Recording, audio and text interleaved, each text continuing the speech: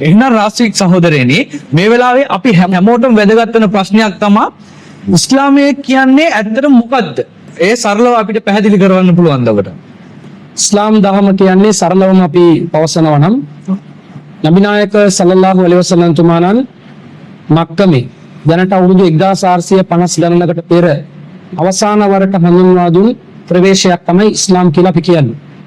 ආගම් අතරින් ඉතාමත් ප්‍රබල ආගමක් ඉස්ලාම් තුළින් සරලව අපිට හඳුන්වා දී තිබෙන්නේ අල්ලාහ් තාලාගේ මේ සමස්ත විශ්වයේම මවා පරිපාලනය කරන සර්ව බලධාරී සර්ව පවිත්‍ර උත්තරීතර එකම දෙවියන් වන නිර්මාණකරු වන විශ්වාධිපති අල්ලාහ් තාලා සමස්ත විශ්වයේ සිටින සියලුම ජීවීන්ට ආරක්ෂාව පෝෂණය සියල්ලක්ම ලබා දෙමින් ඒ දෙවියන්ට පමණක් নমස්කාර කළ යුතුයි කියන අනපනත් පනවන පරිශුද්ධ වූ අල් කුර්ආනයේ ඒ දෙවියන්ගේ කැමැත්තට අනුව ජීවත් විය යුතු ජීවන මාර්ගයක් වශයෙන් සඳහන් කරමින් ඒ කුර්ආනයේ තිබෙන මඟ පෙන්වීම් වලට අනුව නබි නායක සල්ලල්ලාහු අලයිහි වසල්ලම් තුමාණන් තමන්ගේ දෛනික ජීවිතය හැඩගස්වාගෙන අල් කුර්ආනයට විග්‍රහයක් වශයෙන් නබි නායක තුමාණන්ගේ ජීවිතයේ කාලය වසර 23ක කාලයක් පූර්වාදර්ශමත් ජීවිතයක් වශයෙන් ගත කරපු ඒ ජීවිතය කියන මේ පදනම් දෙක මත ගොඩ නැගුණු ධර්මයක් තමයි ඉස්ලාම් ධර්මය කියලා කියන්නේ. ඉස්ලාම් ධර්මයේ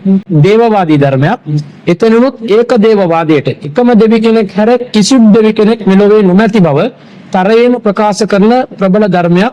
මේ ලෝකයේ තුල වර්තමානයේ වැඩි ප්‍රමාණයක් ජනතාව අදහන ප්‍රායෝගිකව ක්‍රියාත්මක කරන ආගමක් වශයෙන් මුල්තැන හිමිවන්නේ ඉස්ලාම් ධර්මයට. ඒ වගේම ලෝක ජනගහනයෙන් දැනට කෝටි 800ක ජනගහනයක් තුල කෝටි 200කට ආසන්න ප්‍රමාණයක් කියන්නේ ලෝක සමස්ත ජනගහනයේ අතරින් එකකට වැඩි ප්‍රතිශතයක් ඉස්ලාම් දහම අනුගමනය කරමින් සිටිනවා. ලෝක ජනගහනයෙන් දෙවන ප්‍රතිශතයේ වශයෙන් තමයි ඉස්ලාම් ධර්මය අනුගමනය කරන ජනතාව සිටින්නේ. මේ ආගම අනුව අපි ජීවත් වුණා නම් සර්ව බලධාරී දෙවියන්ගේ කැමැත්ත අනුව නබි නායකතුමාණන්ගේ මඟ පෙන්වීම අනුව මේ දෙකට අනුකූලව දේවානුභාවයෙන් පහළ වුණු පණිවිඩ මගින් අපි අපගේ ජීවිතය සකස් කරවා ගත්තා නම් අපි මරණින් මතු ජීවිතයේදී පරලෝකයේදී ස්වර්ගස්ත වනවා. ස්වර්ගය කියන ලෝකයක් තිබෙනවා. ඒක දිව්‍ය ලෝකය කියලා ඉස්ලාම් ධර්මය හඳුන්වා දෙනවා. ඒක සදාකාලීන ජීවිතයක්, සදා සතුට සැප තිබෙන ජීවිතයක්. ඒ වගේම නරකාදී තිබෙනවා. නරකාදී කියන්නේ ගින්න. ඒ ගින්නේ දඬුවම් ලබන ජීවිතයක් තිබෙනවා.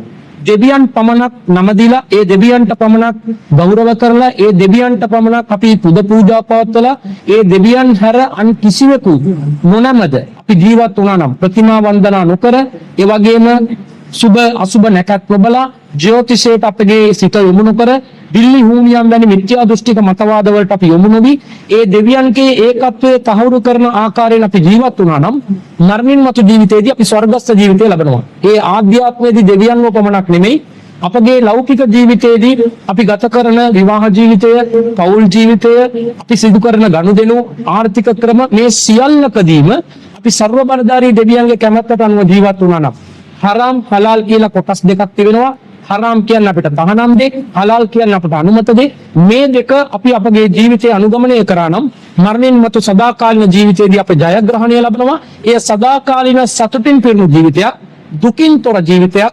මුස්ලිම් ප්‍රජාව දුකින් මිදෙන්නේ මරණින් මතු ජීවිතයේදී, පරලෝකයේදී ස්වර්ගස්ත වීම තුලින් කියන පණිවිඩය තමයි ඉස්ලාම් ධර්මය අපට ලබා දී තිබෙන්නේ. ඒ වෙනුවෙන් අපි නබි නායකතුමාණන්ගේ ජීවිතයේ පූර්වාදර්ශමත් ජීවිතයක් වශයෙන් අනුගමනය කරනවා. එතුමාණන්ගේ වචන ක්‍රියා අනුමත කිරීම සියල්ලක්ම අපගේ ජීවිතයට අපි ආදර්ශයක් වශයෙන් අරගෙන එතුමාණන්ගේ ඒ අසමසම නායකත්වය අපි අනුගමනය කරගෙන මේ ලෝකයේ අපගේ ජීවිතය ඇඩගස්වා ගත යුතුයි කියන පදනම තමයි ඉස්ලාම් ධර්මය අපට පවසන්නේ. මේ ඉස්ලාම් පිළිබඳ කෙටි හැඳින්වීම.